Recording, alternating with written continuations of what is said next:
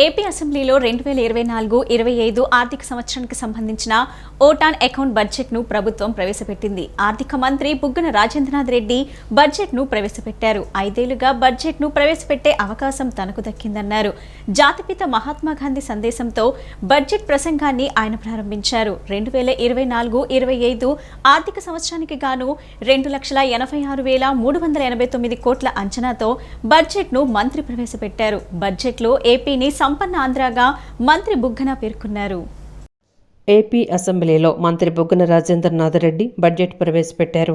ఇప్పటి వరకు ఎవరూ చేయని పనులు వైసీపీ ప్రభుత్వం చేసిందని గర్వంగా చెప్తున్నానన్నారు. సుపరిపాలన ఆంధ్ర, సామర్థ్య ఆంధ్ర, మహిళా మహారాణుల ఆంధ్ర, అన్నపూర్ణ ఆంధ్ర, సంక్షేమ ఆంధ్ర, సంపన్న ఆంధ్ర, భూభద్ర ఆంధ్రాను సాధించామని చెప్పుకొచ్చారు. పాలనాపరమైన పునర్నిర్మాణంలో భాగంగా 13 కొత్త జిల్లాలు, 26 కొత్త రెవెన్యూ డివిజన్లు, పోలీస్ డివిజన్లు ఏర్పాటు చేశామన్నారు. కొత్త రెవెన్యూ, పోలీస్ డివిజన్లను కుప్పంలో కూడా ఏర్పాటు చేశామన్నారు. అందరికీ సమానంగా పాలన అందాలనే వికేంద్రీకరణ చేసినట్లు చెప్పారు. గడప గడపకు మన ప్రభుత్వం ద్వారా 2,356 కోట్లతో పనులు చేపట్టామన్నారు. సామర్థ్య ఆంధ్ర ద్వారా మానవ వనరులపై పెట్టుబడి పెడుతున్నామన్నారు. మానవ మూలధన అభివృద్ధికి గత 5 ఏళ్లుగా ప్రాధాన్యతా క్రమంలో పెట్టుబడి పెట్టినట్లు మంత్రి బుగ్గన రాజేంద్రనాథ్ రెడ్డి పేర్కొన్నారు. విద్యార్థులను ప్రపంచ స్థాయి పోటీకి సిద్ధం చేసేలా ఆంగ్ల మాధ్యమ విద్యను మా ప్రభుత్వం ప్రవేశపెట్టింది. 1000 పాఠశాలల్లోని 4,39,395 మంది విద్యార్థులను సిబిఎస్ఈ పరిధిలోకి తీసుకొచ్చాం. అన్ని ప్రభుత్వ పాఠశాలల్లో ఐబీ పాఠ్య ప్రణాళిక, ప్రతి విద్యార్థికి టోఫెల్ ధృవీకరణ పత్రాన్ని అందించేలా ప్రయత్నం. కొత్త పారిశ్రామిక విధానంతో సంపన్న ఆంధ్ర, రీసర్వే ల్యాండ్ టైటిలింగ్ చట్టాలతో భూభద్ర ఆంధ్రగా ఏపీ మారిందన్నారు. ముఖ్యంగా అవుట్కమ్ అధ్యక్ష 5 సంవత్సరాల పాలన తర్వాత అవుట్కమ్ ఏమొచ్చింది అనేది అధ్యక్ష. అయితే ఆ 7 విధానాలు వచ్చేసి అధ్యక్ష, సుపరిపాలన ఆంధ్ర, సామర్థ్య ఆంధ్ర, మన మహిళా మహారాణుల ఆంధ్ర.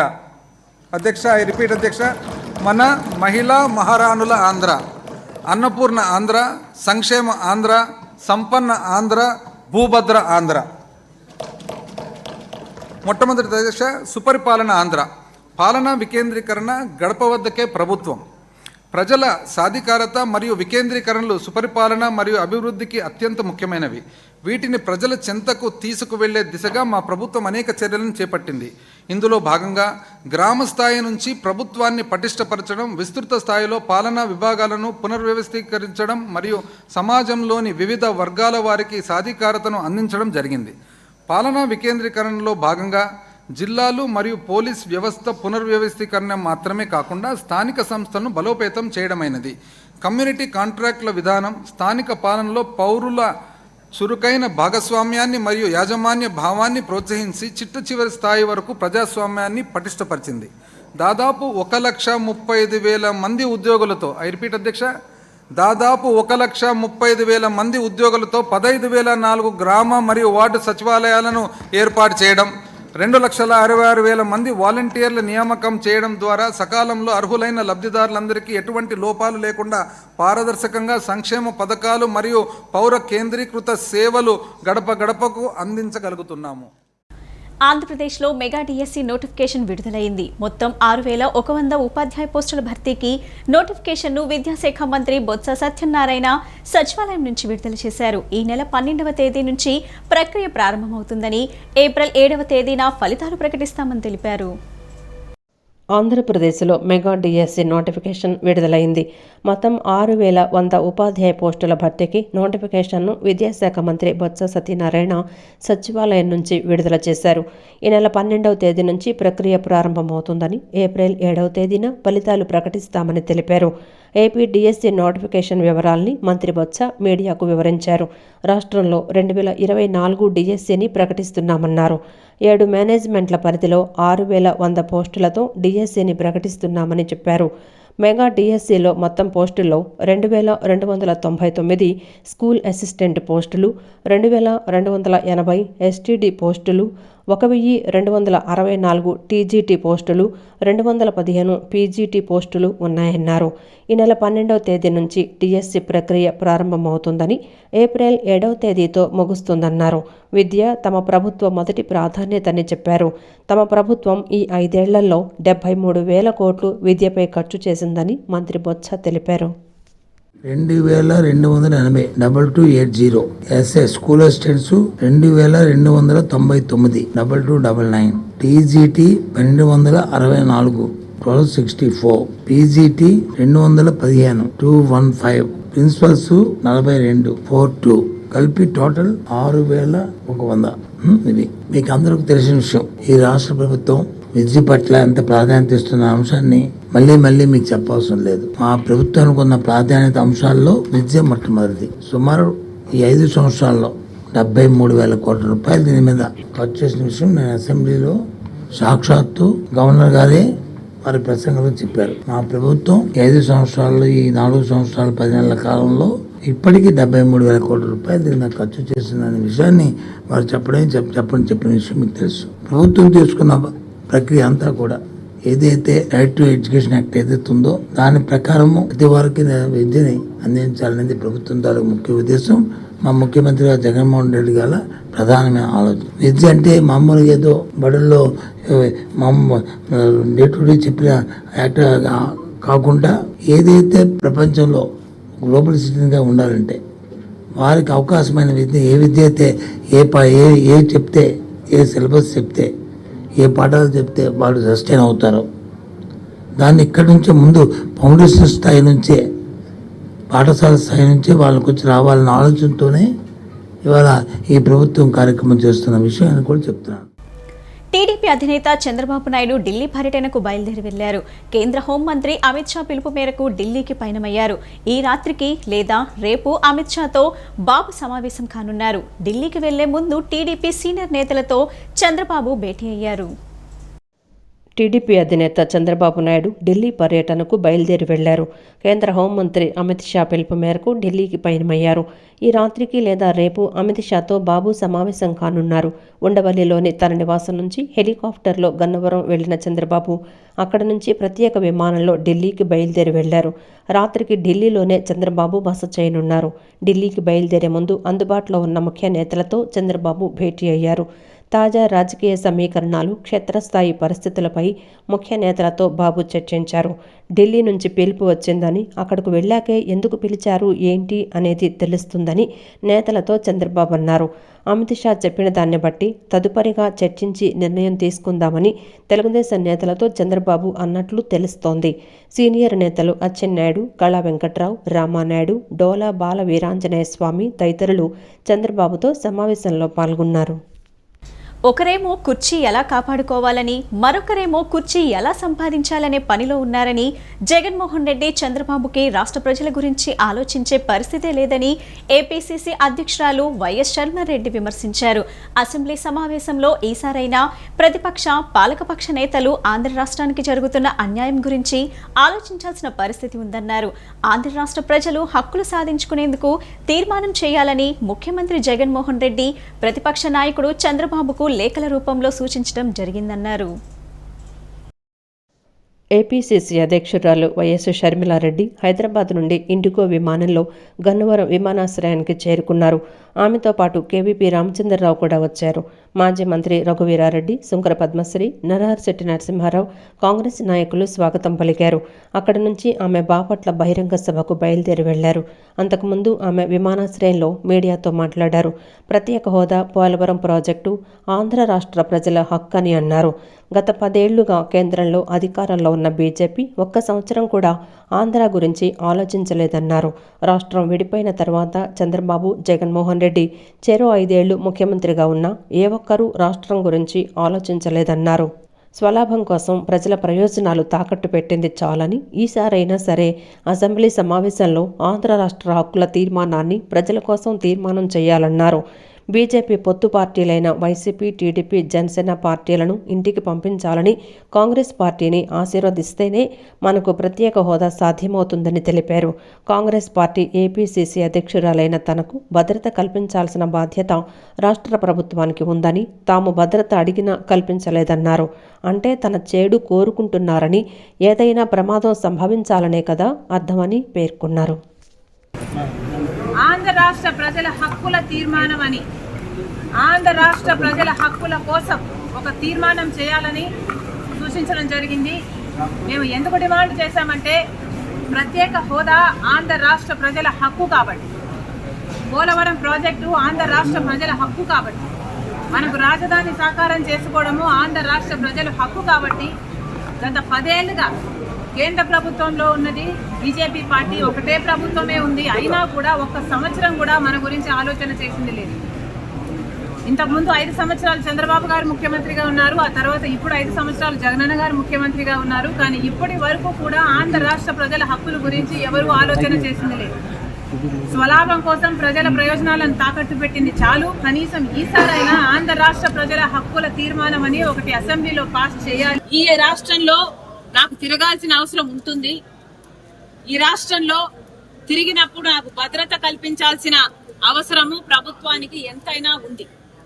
కానీ అవేవి పట్టనట్టు ఒక మహిళ అని కూడా చూడకుండా, అధ్యక్షురాలు అన్న ఇంగితం లేకుండా ఈరోజు మేము అడిగినా కూడా మాకు సెక్యూరిటీ కల్పించడం లేదు అంటే మరి మీకు ప్రజాస్వామ్యం గురించి చిత్తశుద్ధి ఉందా? ప్రజాస్వామ్యం ఇది అన్న ఆలోచన ఉందా, గుర్తుందా అని అడుగుతున్నాం. మీకు సెక్యూరిటీ ఉంటే సరిపోతుందా? మీరు పెద్ద పెద్ద కోటలు, పెద్ద పెద్ద గడిలలో కట్టుకొని మీరు బతుకుతే సరిపోతుందా? మిగతా వాళ్లకు, ప్రజలకు భరోసా ఇవ్వాల్సిన అవసరం లేదా? ప్రతిపక్షాలకు రక్షణ కల్పించాల్సిన అవసరం లేదా? అంటే మా చెడు కోరుకుంటున్నారనే కదా దాని అర్థం. మాకేదైనా ప్రమాదం సంభవించాలని మీరు అనుకుంటున్నారనే కదా అర్థం. ప్రమాదాలు సంభవించడమే కాకుండా ప్రమాదాలు కల్పించే వాళ్ళలో కూడా మీ వాళ్ళు ఉంటారనే కదా మీరు చెప్పదలుచుకున్నది. సిబిఐ విచారణ కూడా టీడీపీ నేత సోమిరెడ్డి తప్పుపడుతున్నారని, సిబిఐ అంటే చంద్రబాబు విచారణ కాదని మంత్రి కాకాని గోవర్ధన్ రెడ్డి అన్నారు. చంద్రబాబు తనపై ఒక్క కేసులో అయినా సిబిఐ విచారణకు సిద్ధంగా ఉన్నారని నిలదీశారు. చంద్రబాబు పొత్తుల గురించి తాము ఆలోచించడం లేదన్నారు. చంద్రబాబు, పవన్, బీజేపీ కలిసి వస్తున్నారంటే వైసీపీ బలమేంటో తెలుస్తుందన్నారు. ఒక కేసు విషయంలో ఫైల్స్ మాయంపై సిబిఐ విచారణ ఏడాది పాటు జరిగిందని మంత్రి కాకాని గోవర్ధన్ రెడ్డి అన్నారు. ఈ సందర్భంగా ఆయన మీడియాతో మాట్లాడుతూ సిబిఐ విచారణను కూడా టీడీపీ నేత సోమిరెడ్డి తప్పుపడుతున్నారన్నారు. సిబిఐ అంటే చంద్రబాబు విచారణ కాదన్నారు. చంద్రబాబు, లోకేష్, సోమిరెడ్డి ముగ్గురు తనను కోర్టు దొంగ అని మాట్లాడారని, టీడీపీ అనుకున్న ప్రకారం దర్యాప్తు సంస్థలు పనిచేయాలా అని ప్రశ్నించారు. చంద్రబాబు తనపై ఒక్క కేసులో అయినా సిబిఐ విచారణకు సిద్ధంగా ఉన్నారా అని నిలదీశారు. రాష్ట్రంలో సిబిఐ అడుగు పెట్టడానికి వీల్లేదని గతంలో చంద్రబాబు చెప్పారని గుర్తు చేశారు. చంద్రబాబు పొత్తుల గురించి తాము ఆలోచించడం లేదన్నారు. చంద్రబాబు మోసపూరిత వ్యాఖ్యలు చేస్తున్నారన్నారు. చంద్రబాబు, పవన్, బీజేపీ కలిసి వస్తున్నారంటే వైసీపీ బలమేంటో తెలుస్తోందన్నారు. ఏ చిన్నా చితకా పార్టీ వచ్చినా చంద్రబాబు కలుస్తారని మంత్రి కాకాని గోవర్ధన్ రెడ్డి వ్యాఖ్యలు చేశారు. వీళ్ళకి దోషులకి ఎటువంటి సంబంధాలు లేవు. ఈ కేసు పట్ల కనీసం అవగాహన కూడా లేదు గోవర్ధన్ రెడ్డికి అని చెప్పి స్పష్టంగా పేర్కొనడం. దానితో పాటు పోలీసుల దర్యాప్తుకు సంబంధించి కూడా లోటుపాట్లు జరిగాయి అని చెప్పి పదే ఆరోపణలు చేశారు. సోమిరెడ్డిని పిలిపించి విచారించారు. మీ దగ్గర ఏదన్నా ఆధారాలు ఉంటే ఇవ్వండి అన్నారు. ఆయన ఏదో ఆధారాలు ఇస్తే ఆధారాలను తిరస్కరించాడు. ఆయన 1-2 సార్లు బయటకు వచ్చి ఆయనే జడ్జిలాగా నాకు ఎన్ని సంవత్సరాలు జైలు శిక్ష పడద్దో కూడా ఆయనే ఖరారు చేసి వెళ్ళిపోయాడు. ఇవన్నీ అయిపోయిన తర్వాత ఈరోజు మరలా ఆయన వచ్చి నేను సిబిఐ ఛార్జ్షీట్ దాఖలు చేసిన తర్వాత ఇది సిబిఐకి సరిగ్గా జరగలేదని చెప్పి కొన్ని పత్రికల్లో రాయడం అంటే ఇది సిబిఐ అంటే సెంట్రల్ బ్యూరో ఆఫ్ ఇన్వెస్టిగేషన్ తప్ప చంద్రబాబు ఇన్వెస్టిగేషన్ కాదు కదా. సిబిఐ అంటే ఏంటి? వీళ్ళు చంద్రబాబు ఇన్వెస్టిగేషన్ అనుకుంటున్నారేమో. ఇది సెంట్రల్ బ్యూరో ఆఫ్ ఇన్వెస్టిగేషన్.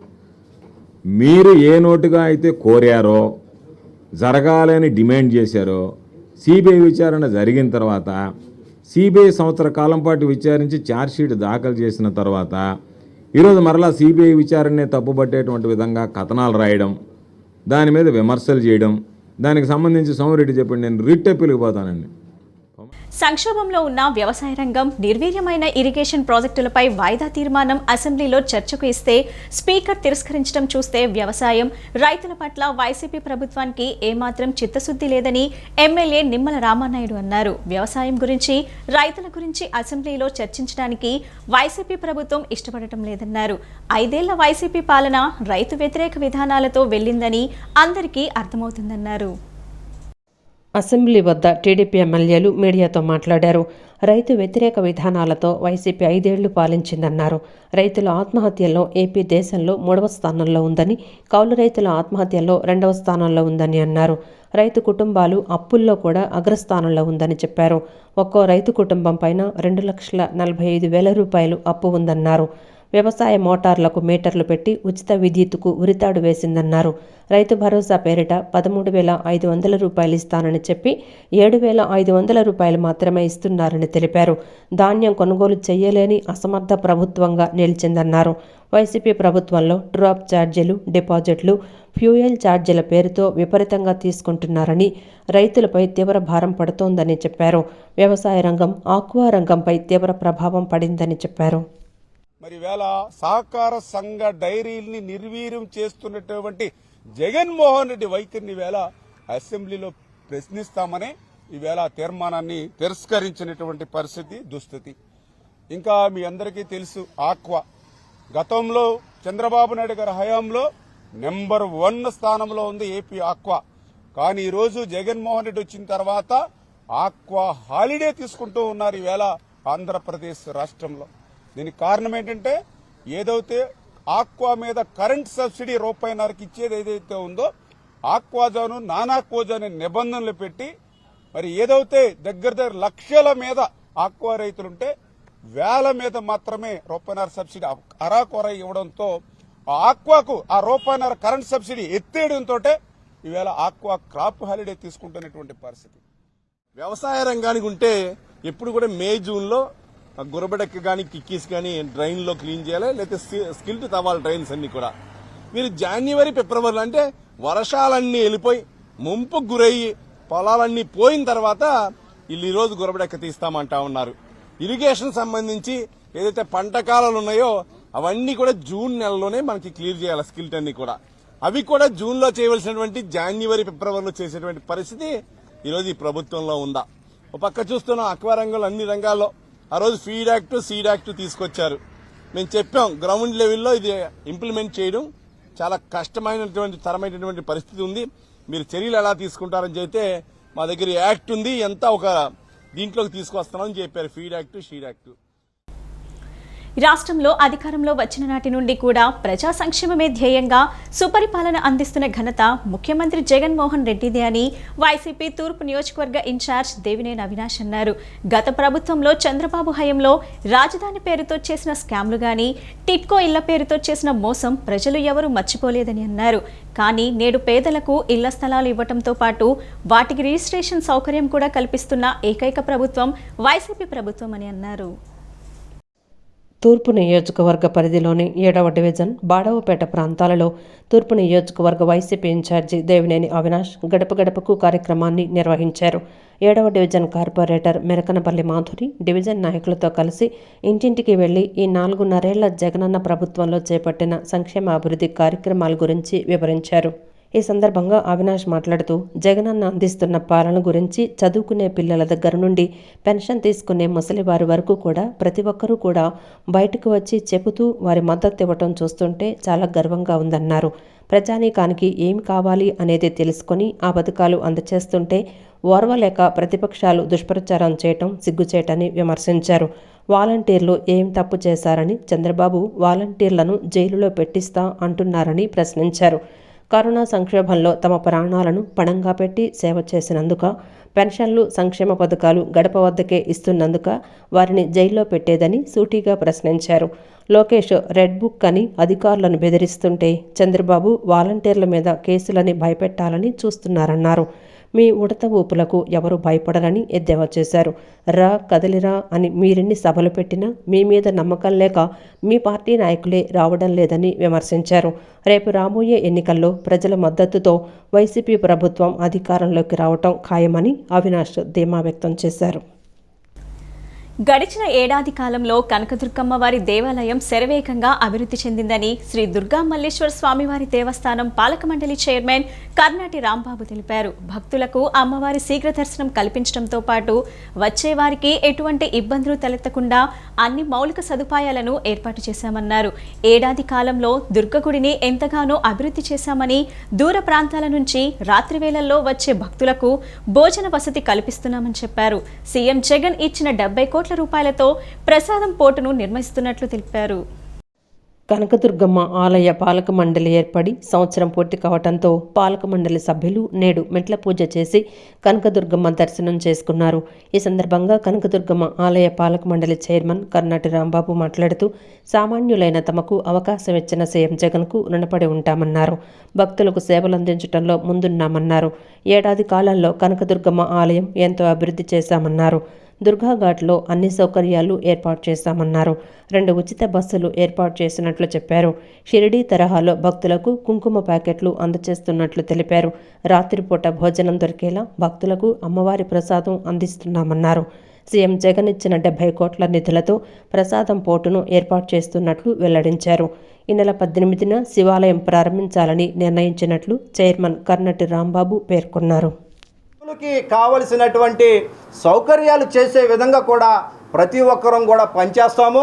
అదేవిధంగా ఈరోజు మెట్టు పూజ కార్యక్రమాన్ని కూడా మేమందరం కూడా, మా అక్క చెల్లెళ్ళందరూ కూడా, మా అన్నతమ్ములు అందరం, మేమందరం కూడా ప్రతి ఒక్కరం కూడా మెట్టు పూజలో పాల్గొని ప్రతి ఒక్కరం కూడా ఈ రోజున మెట్టు పూజ చేసుకొని అమ్మవారి ఆశీస్సులు ఈ ప్రభుత్వం మీద, జగన్మోహన్ రెడ్డి గారి మీద అన్నీ కూడా అమ్మ ఆశీస్సులు ఈ రాష్ట్ర ప్రభుత్వంలో ఉన్నటువంటి ప్రతి ఒక్కరి మీద, రాష్ట్రంలో ఉన్నటువంటి రైతు, పాడి, పంట అందరూ కూడా బాగుండాలి, అందరూ సంతోషంగా ఉండాలి అని చెప్పినని కూడా మేమందరం కూడా అమ్మవారిని దర్శనం చేసుకోవడం జరుగుతుంది.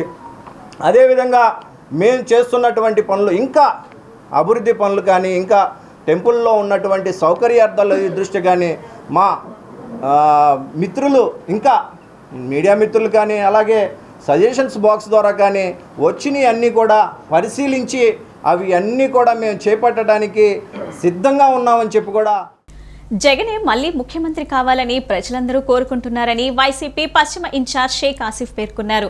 సంక్షేమం, అభివృద్ధితో ఈ 5 ఏళ్ల పాలనను అందించామని చెప్పుకొచ్చారు. రాబోయే ఎన్నికల్లో పశ్చిమ నియోజకవర్గంలో వైసీపీ జెండాను ఎగరవేస్తామని ధీమా వ్యక్తం చేశారు. గడప గడపకు కార్యక్రమంలో భాగంగా వైసీపీ పశ్చిమ ఇన్ఛార్జి 46వ డివిజన్లో మేయర్ రాయన భాగ్యలక్ష్మితో కలిసి పర్యటించారు.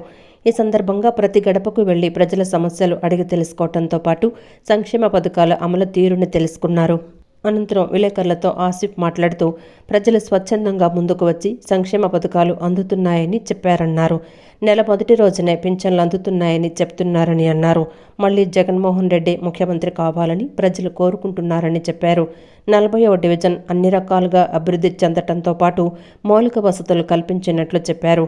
వచ్చే ఎన్నికల్లో పశ్చిమ నియోజకవర్గంలో వైసీపీ ఖచ్చితంగా విజయం సాధిస్తుందని ధీమా వ్యక్తం చేశారు. ప్రజల మద్దతుతో సీఎం జగన్ ప్రభుత్వం మళ్లీ అధికారంలోకి వస్తుందని ధీమా వ్యక్తం చేశారు. ఆశీస్సులు మాకుంటాయని చెప్పేసి ఈ మీడియా ద్వారా తెలియపరుచుకుంటూ మా ఒక్క ఏదైతే పనితీరు ఉందో ఆ పనితీరు గమనించే మీరు ఓట్లేయండి, మేము చేసిన అభివృద్ధి చూసే మాకు ఓట్లేయండి అని చెప్పేసి మేము చెప్పడం జరుగుతుంది. ప్రతి ఒక్కళ్ళు కూడా మా పార్టీ నాయకులు, కార్యకర్తలు, కార్పొరేటర్లు అందరూ కలిసి వెళ్ళి మేము వాళ్ళని అభ్యర్థిస్తుంటే వాళ్ళే స్వచ్ఛందంగా ముందుకొచ్చి మమ్మల్ని అందరినీ ఆశీర్వదిస్తున్నారు. తప్పకుండా ప్రజాపాలన ఇది, ప్రజల మద్దతుతో మళ్ళీ అధికారంలోకి వస్తారు జగన్మోహన్ రెడ్డి గారు. ఏదైతే 175 స్థానాలు 170 స్థానాలు కైవసం చేసుకుంటాం. తప్పకుండా వైఎస్ఆర్సీపీ జెండా రెపరెపలాడడం ఖాయం. పశ్చిమ నియోజకవర్గం భారీ మెజార్టీతో మీ యొక్క పశ్చిమ నియోజకవర్గ వైఎస్ఆర్సీపీ కైవసం చేసుకుంటామని చెప్పి ఈ మీడియా ద్వారా తెలియపరుచుకుంటాం. అనంతరం మేయర్ రాయన భాగ్యలక్ష్మి మాట్లాడుతూ ప్రతి గడపకు వెళ్లి అభివృద్ధి, సంక్షేమం గురించి వివరించడం జరిగిందన్నారు.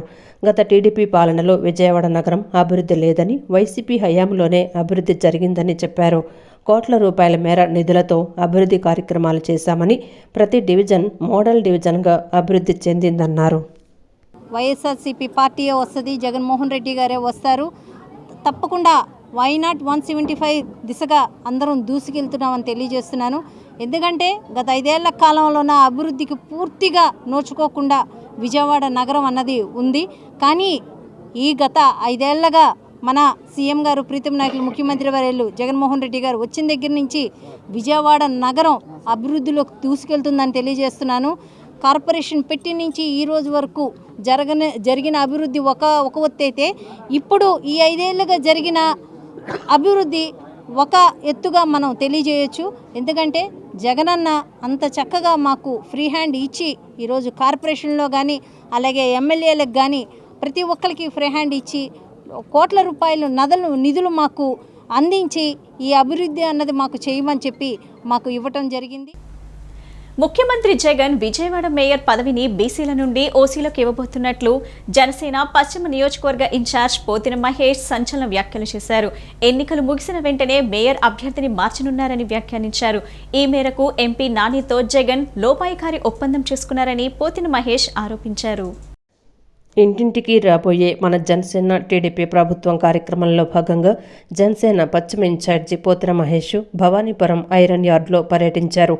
ఈ సందర్భంగా అసోసియేషన్ నాయకులతో సమావేశమై మద్దతు ఇవ్వాలని కోరారు. అనంతరం పోతిన మహేష్ మాట్లాడుతూ అసోసియేషన్ నాయకులు తమ గెలుపుపై భరోసా ఇచ్చారని చెప్పారు. మార్కెట్లో రోడ్ల సమస్య, అండర్ గ్రౌండ్ డ్రైనేజీ సమస్యను తమ దృష్టికి తీసుకొచ్చారని, అలాగే మంచినీటి కుళాయిలు ఏర్పాటు చేయాలని కోరినట్లు తెలిపారు. తమ ప్రభుత్వం అధికారంలోకి వచ్చిన వెంటనే ఐరన్ యార్డును అన్ని విధాలా అభివృద్ధి చేస్తున్నామని చెప్పారు. బీసీ, ఎస్సీ, ఎస్టీ, మైనార్టీల గురించి మాట్లాడుతున్న జగన్ వారిని జెండా కూలీలుగానే చూస్తున్నారని ఆరోపించారు. వారికి అనేక సంక్షేమ పథకాలు రద్దు చేశారని అన్నారు. ఇష్టానుసారంగా పన్నులు విధించి ఇబ్బందులు పెడుతున్నారని చెప్పారు. అసెంబ్లీ ఎన్నికలైన తర్వాత మేయర్ పదవిని తొలగిస్తున్నారని సంచలన ఆరోపణలు చేశారు. కేశినేని నాని కుమార్తెకు ఆ పదవి కట్టబెట్టనున్నట్లు చెప్పారు.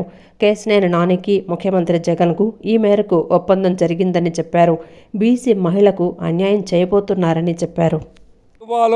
వైసీపీ అధిష్టానం జగన్మోహన్ రెడ్డి గారు, అదేవిధంగా విజయవాడలో పార్టీ మారినటువంటి కేశినేని నాని గారి మధ్య ఒప్పందం జరిగిందనేటువంటి వార్తలు బయటకు వస్తూ ఉన్నాయి. ఇది ఖచ్చితంగా జరుగుతుంది. బీసీ మహిళని మోసం చేయడానికి, బీసీ మహిళని మేయర్ పదవి నుంచి తప్పించడానికి ఖచ్చితంగా వైసీపీ పార్టీ అధిష్టానం జగన్మోహన్ రెడ్డి గారు, అదేవిధంగా కేశినేని నాని గారి మధ్య ఒప్పందం కుదిరిందనేటువంటి మాట బయట పెద్ద ఎత్తున ప్రచారం జరుగుతూ ఉంది. ఈ విషయాన్ని రాబోయే రోజుల్లో జరిగే మోసాన్ని అందరూ కూడా గ్రహించాలని కూడా ఈ సందర్భంగా మేమైతే తెలియజేస్తా ఉన్నాం. జగన్మోహన్ రెడ్డి గారు ఇచ్చే పదవులన్నీ కేవలం ఓటు బ్యాంక్ కోసమే, మళ్ళీ అసెంబ్లీలో గెలవడం కోసమేనని కూడా బీసీ, ఎస్సీ, ఎస్టీ, ముస్లింలందరూ గ్రహించాలి. ఓటుతో ఈ వర్గాలన్నీ కూడా వైసీపీకి బుద్ధి చెప్పాలని కూడా తెలియజేస్తాం.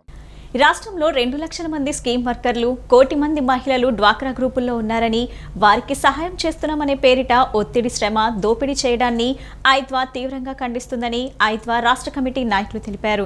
పథకాలను పునరాలోచించాలని, సక్రమంగా అమలు చేయాలని కోరుతుందన్నారు. మహిళలకు ఉపాధి కల్పిస్తున్నామని చెబుతూ వారిని దోపిడీ చేస్తూ బహుళజాతి కంపెనీలను పెంచి పోషిస్తున్నారని ఆరోపించారు.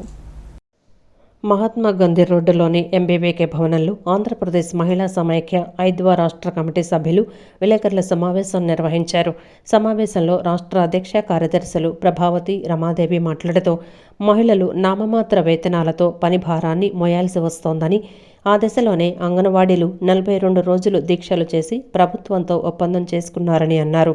డ్వాక్రా మహిళలను ఆర్గనైజ్ చేసే ఆర్పీఐలు, వీఏఓలు కూడా ఇటీవల ధర్నాలు చేశారని తెలిపారు. ఆశా వర్కర్లు పని భారాన్ని తగ్గించాలని, వేతనాలు పెంచాలని రేపు ధర్నా చేస్తున్నారని తెలిపారు. జగనన్న మార్టుల పేరిట రాష్ట్రంలో ప్రారంభించారని, కానీ ఒక్క పైసా కూడా ప్రభుత్వం పెట్టుబడి లేదని, మహిళలే పెట్టుబడి పెట్టి నడుపుతున్నారని తెలిపారు. ఈ మార్టులో బహుళ జాతి కంపెనీల వస్తువులు కొనుగోలు చేయాలని ఒత్తిడి, నెలకు 2 లేదా 3 వేల రూపాయల వస్తువులు కొనాలని ఒత్తిడి చేస్తున్నారని తెలిపారు. మహిళలకు ఉపాధి కల్పిస్తున్నామని చెబుతూ వారిని దోపిడీ చేస్తూ బహుళజాతి కంపెనీలను పెంచి పోషిస్తున్నారని ఆరోపించారు. ఈ విధానాన్ని వ్యతిరేకిస్తున్నామని తెలిపారు. ఈ జగనన్న మార్టుల్లో ఒక్క పైసా అంటే పైసా కూడా ప్రభుత్వం పెట్టుబడి లేదు. మహిళలే పెట్టుబడి పెట్టి నడుపుతున్నటువంటి ఈ మార్టుల్లో బహుళజాతి కంపెనీల వస్తువులు కొనుగోలు చేయాలి అనేటటువంటి ఒత్తిడి, అలాగే బయట మార్కెట్ కంటే తక్కువ రేట్లు లేకపోయినా మీరు నెలకి కనీసం 2,000 లేదా 3,000 రూపాయల సరుకులు ఇందులో కొనాలి అని ఒత్తిడి చేస్తాం. టార్గెట్లు ఇస్తా ఉంది. ఇది ఎట్లా సమంజసం అని మేము అడుగుతున్నాం. మీరు ఒక పరిశ్రమకి కారు చౌకగా భూములు ఇస్తున్నారు, లోన్లు ఇస్తున్నారు, సబ్సిడీలు ఇస్తున్నారు, ఉపాధి కలుగుతుంది అనేటటువంటి పేరిట, కానీ మహిళలకి ఉపాధి కల్పిస్తామనేటటువంటి పేరిట మహిళల్ని దోపిడీ చేసి మల్టీనేషనల్ కంపెనీలని మీరు పెంచి పోషిస్తున్నారు. ఈ విధానాన్ని సరిచేసుకోవాలా? జగనన్న మార్ట్లకి సబ్సిడీలు ఇవ్వాలి, అలాగే వాళ్ళు మల్టీనేషనల్స్ దగ్గర కొనేటటువంటి ఒత్తిడి ఉండకూడదు అని చెప్పేసి డిమాండ్ చేస్తున్నాం. జగన్ రెడ్డి ముఖ్యమంత్రి అయిన నాటి నుండి బీసీలలో మరి ముదిరాజులకు తీవ్ర అన్యాయం జరిగిందని రాష్ట్ర బీసీ ముదిరాజ్ సాధికారక కన్వీనర్ పిఎల్ రావు తెలిపారు. హక్కుల కోసం ప్రశ్నించే వారిపై అక్రమ కేసులు, అక్రమ అరెస్టులతో కాలం వెళ్లబుచ్చాడని అన్నారు. బీసీలను కులాల వారీగా విభజించి కార్పొరేషన్లు ఏర్పాటు చేసి నిధులు విధులు లేకుండా నిర్వీర్యం చేశాడని విమర్శించారు. ముదిరాజులను వారి కాళ్ల మీద వారిని ఆర్థికంగా ఎదగనీయకుండా బానిసలుగా ఉండే విధంగా జగన్ రెడ్డి పన్నాగం పన్నాడని అన్నారు. ఆటోనగర్లోని ఎన్టీఆర్ జిల్లా పార్టీ కార్యాలయంలో జిల్లా బీసీ ముదిరాజు సాధికారక కార్యవర్గ సమావేశం జిల్లా అధ్యక్షుడు దొంతాల బుచ్చిరామయ్య అధ్యక్షతన నిర్వహించారు. ముఖ్య అతిథిగా రాష్ట్ర బీసీ ముదిరాజు సాధికారక కన్వీనర్ పిఎల్ రావు పాల్గొన్నారు. తొలుత అన్న ఎన్టీఆర్ జ్యోతిరావు పూలే విగ్రహానికి పూలమాల వేసి ఘనంగా నివాళులర్పించారు. అనంతరం ఆయన మాట్లాడుతూ ప్రభుత్వం నుండి అందే సంక్షేమ పథకాలన్నీ అటకెక్కించి ముదిరాజుల కడుపు కొట్టాడని విమర్శించారు. జగన్ రెడ్డి ప్రతిపక్ష నాయకుడిగా ఉన్నప్పుడు ఎన్నికల ప్రచారంలో ముదిరాజులకు అనేక రకాల హామీలిచ్చి అధికారంలోకి రాగానే ఏ ఒక్కటి నెరవేర్చకుండా ముదిరాజులను నమ్మించి మోసం చేశాడన్నారు. జగన్ రెడ్డి బీసీలను కులాల వారీగా విభజించి కార్పొరేషన్లు ఏర్పాటు చేసి నిధులు విధులు లేకుండా నిర్వీర్యం చేశాడని విమర్శించారు. ముదిరాజులను వారి కాళ్ల మీద వారిని ఆర్థికంగా ఎదగనేయకుండా బానిసలుగా ఉండే విధంగా జగన్ రెడ్డి పన్నాగం పన్నాడని ఆరోపించారు. రాబోయే ఎన్నికల్లో తెలుగుదేశం జనసేన ప్రభుత్వం వస్తేనే, తిరిగి చంద్రబాబు ముఖ్యమంత్రి అయితేనే ముదిరాజులకు న్యాయం జరుగుతుందని, రాష్ట్రంలో గౌరవంగా బతికే రోజులు వస్తాయని అన్నారు. ముదిరాజులందరం కూడా ఏకమై ఈ యొక్క కార్యక్రమాలు జరుపుకుంటూ వస్తాం.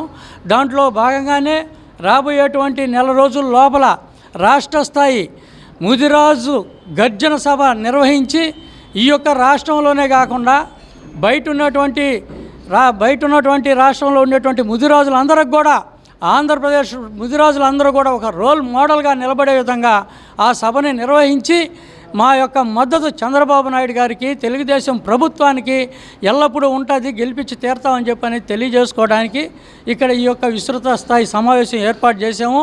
కాబట్టి ఈ యొక్క సమావేశంలో మేము అందరం కూడా తీర్మానం చేసింది ఏంటంటే, ప్రతి పార్లమెంటు నుంచి కూడా ముదిరాజు సోదరులందరినీ తెలుగుదేశం పార్టీ వైపు తిప్పి వాళ్ళందరూ కూడా ముదిరాజు గర్జన సభకి వచ్చే విధంగా, విజయవంతం చేసే విధంగా ప్రయత్నాలు చేసి రాష్ట్రంలో బీసీ కులాల్లో ఏ కులం చేయనటువంటి భారీ ఎత్తున సభ నిర్వహిస్తామని చెప్పి కేంద్ర ప్రభుత్వం ఆరోగ్య రంగానికి జీడీపీలో 2.2% మించి బడ్జెట్లో కేటాయించలేకపోయిందని, ఆరోగ్య రంగానికి 5% కేటాయించాలని AP medical and sales representatives union రాష్ట్ర అధ్యక్షులు సిహెచ్ కుమార్ కోరారు. మందులపై విధిస్తున్న జీఎస్టీను తగ్గించాలని, మెడికల్ అండ్ సేల్స్ రిప్రజెంటేటివ్స్ పై కక్ష సాధింపు చర్యలను మానుకోవాలని డిమాండ్ చేశారు. Federation of medical and sales representatives association of India general council meeting Vijayawada Mahatma Gandhi రోడ్డులోని ఎంబీవీకే భవనంలో జరిగింది. సమావేశంలో సిఐటియు ఆల్ ఇండియా ప్రధాన కార్యదర్శి తపన్ సేన్, డాక్టర్ పూర్ణానంద్ అతిథులుగా విచ్చేశారు. సమావేశాల్లో భాగంగా వారు మాట్లాడుతూ, కేంద్ర ప్రభుత్వం ఆరోగ్య రంగానికి జీడీపీలో 2.2% మించి బడ్జెట్లో కేటాయించలేకపోయిందన్నారు. అనేక సంవత్సరాలుగా తమ యూనియన్ బడ్జెట్లో జీడీపీలో 5% ఆరోగ్య రంగానికి వాటా ఉండాలని కేంద్రానికి అనేక సంవత్సరాలుగా డిమాండ్ చేస్తోందని తెలిపారు. ఈ అంశంపై సమావేశంలో చర్చించడం జరుగుతుందన్నారు. మందుల పరికరాలపై జీఎస్టీ ఉండకూడదని తాము కోరుతున్నామని తెలిపారు. క్యాన్సర్ మందులపై 5% నుంచి 18% ట్యాక్స్ వేస్తున్నారని, అదే బంగారంపై 3%, డైమండ్స్పై 1% మాత్రమే ఉన్నాయన్నారు. ప్రజల ఆరోగ్యంలో కీలక పాత్ర పోషించే మందులపై జీఎస్టీ ఉండకూడదని అనేక సంవత్సరాలుగా డిమాండ్ చేస్తున్నామని చెప్పారు. ఫైజర్ అనే కంపెనీలో దాదాపు 220 మంది, టీటీకే కంపెనీలో 200 మంది ఉద్యోగాలు కోల్పోయిన పరిస్థితి కూడా ఉంది. అనేక కంపెనీల్లో కూడా చాలా దూర ప్రాంతాలకి బదిలీలు చేయటము, మెడికల్ రిప్రజెంటేటివ్ యొక్క సంఖ్య తగ్గించడము కంపెనీలు చేస్తున్నాయి. వీటి మీద సరైన చర్యలు తీసుకోవాలని చెప్పి మేము సెంట్రల్ కూడా డిమాండ్ చేస్తున్నాం. మందుల కంపెనీలకు కూడా ఈ రకమైన చర్యలు ఎలాంటివి ఉండకూడదు, మెడికల్ అండ్ రిప్రజెంటేషన్ మీద కక్ష సాధింపు చర్యలు ఉండకూడదని కూడా మేము ఈ 2 రోజుల జాతీయ కౌన్సిల్ సమావేశాల్లో చర్చించడం జరుగుతుంది. వీటితో పాటు చూసినట్టయితే కనుక మెడికల్ అండ్ సేల్స్ రిప్రజెంటేటివ్స్కి ఇవాళ కంపెనీలన్నీ కూడా GPRS అనేది ఒక యాప్ పెట్టేసేసి స్మార్ట్ ఫోన్ల ద్వారా మా వ్యక్తిగత సమాచారాన్ని సేకరించే విధంగా మాకు ఎటువంటి భద్రత లేకుండా చూస్తున్నాయి. దానివల్ల కూడా మెడికల్ కంపెనీల యాజమాన్యాలు మెడికల్ రిప్రజెంటేటివ్స్ మీద అనేక కక్ష సాధింపు చర్యలు చేస్తున్నాయి. ఈ బులెటిన్ ఇంతటితో సమాప్తం. తిరిగి మరో బులెటిన్ కలుద్దాం. నమస్కారం.